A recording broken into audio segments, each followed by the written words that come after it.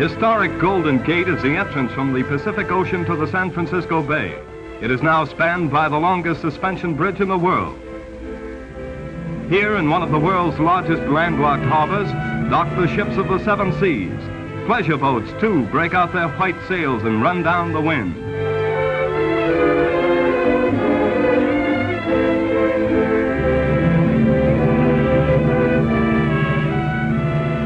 Alcatraz, a grim federal prison, is built on a rock jutting up from the center of the bay.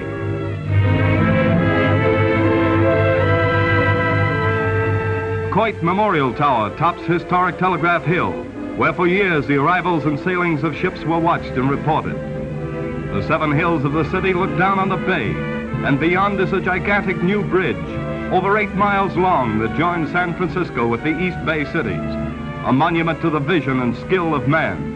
This colossal structure tunnels through Yerba Buena Island and crosses the largest navigable body of water yet spanned.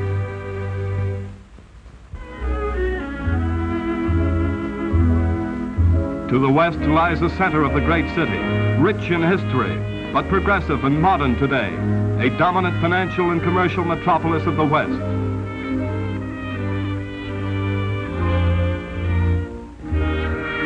At the foot of Market Street is a big ferry terminal, its tall tower long a famous landmark that can be seen for miles around. From high on Twin Peaks, the beautiful view of the city gives one an idea of its expanse and its many tall buildings on high hills. Market Street is a main business thoroughfare so wide that it has 4 car tracks. It extends diagonally across the city from the ferry terminal out to the Twin Peaks. With its smart shops and theaters, it is a great white way. All about the city there are many sidewalk flower stands, attractively displaying their colorful and fragrant blooms. Garden spots as lovely as the flower markets of the old world, and everyone buys cut flowers and bouquets the year round. The center of downtown San Francisco is at Market, Kearny, and Geary Streets. Here stands the fountain presented to the city in 1875 by Lotta Crabtree, beloved actress of the Sierras.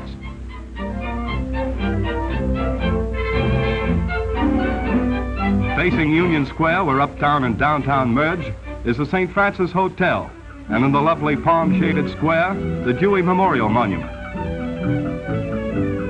Some of the streets are so steep that the cars must be run on cables. They're revolved about by the motorman and conductor at the Avenue Terminal on a turntable.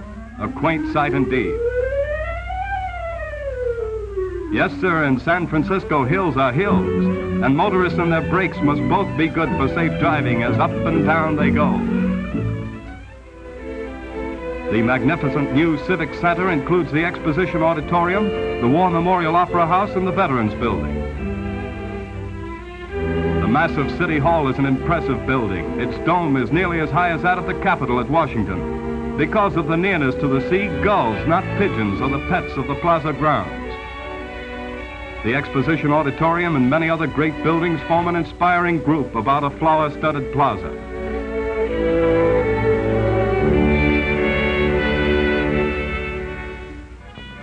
The new United States Mint is a building of modernistic lines, a distinctive structure appropriate for its purpose. In its well-guarded vaults are stored millions in gold bullion and silver bars. Frequently, the passers-by stop to watch the careful transfer of precious metal. Great quantities are received, and Uncle Sam takes no chances. It is handled with military discipline.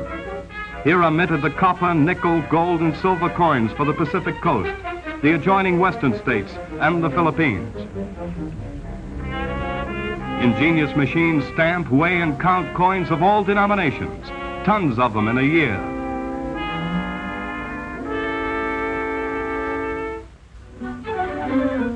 Chinatown, the largest Oriental city in the Occident. In its little park stands the new steel statue of Sun Yat-sen, the father of New China. The streets are lined with pagodas, joss houses, ancient shrines, bazaars, and cafes. Here are silks and incense, teakwood and ivory, and a soft-spoken people slowly move about their work and play, still maintaining all the traditions of the Far East.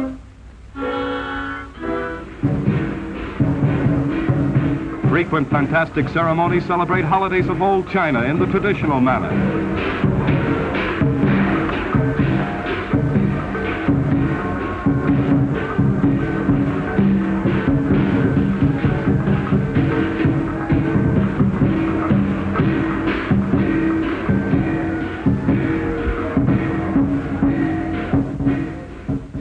On New Year's Day, all debts are paid and offerings made at the temple by young and old and rich and poor as they file by the altar of Buddha and generously give.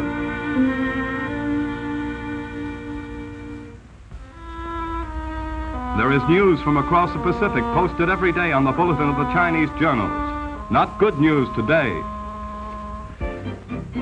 With native mannequins, a modern fashion show displays the latest styles as well as the ornate ancient costumes worn for centuries in old Cathay. These young ladies dress as well as their sisters of the Western world, and sometimes more picturesquely. Colorful Fisherman's Wharf is like the docks at Old Naples. A fish dinner on the wharf is long remembered as an unusual treat. Swarthy fishermen mend their nets and prepare to sail out to sea. They will bring back a big catch, luscious seafoods of the deep Pacific. Cracked crabs are but one of the many famous delicacies served here.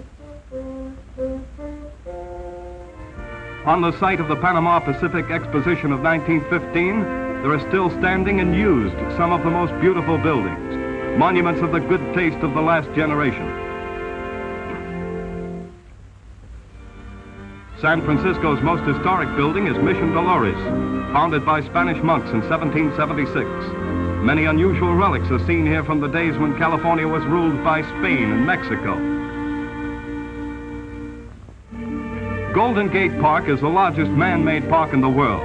The DeYoung Memorial Museum houses many precious exhibits of paintings and statuary, beautiful buildings and monuments set in a garden spot of over 1,000 acres. Winding drives run from the city center to the sea. A singing waterfall in the heart of the park makes the city seem far away.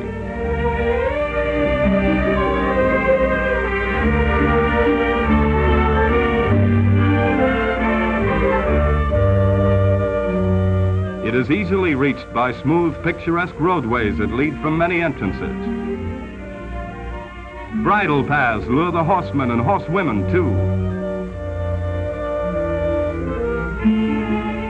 Rolling sheep pastures suggest rest and quiet. Exotic blooms of every land grow well in the botanical gardens. Buffalo graze peacefully, reminiscent of the great herds that roamed the prairies and plains of the early West. These drives seem far away from the city's whirl. Golf is played almost in the shadow of the Golden Gate, and some of the finest courses that golfers know are within the boundaries of the city and easily reached.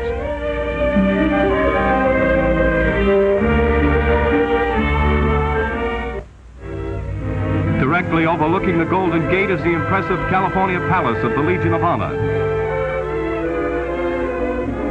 High on the Pacific shore stands the Cliff House, a noted landmark since before the Civil War. The broad windows look out on the rolling ocean, the harbor forts, and the famous Seal Rocks. There are hundreds of seals here, and they play in the foamy spray and breaking waves. The Esplanade skirts the wide beaches of the sparkling Pacific shore, a charming drive along the sea leading to the coast highways beyond.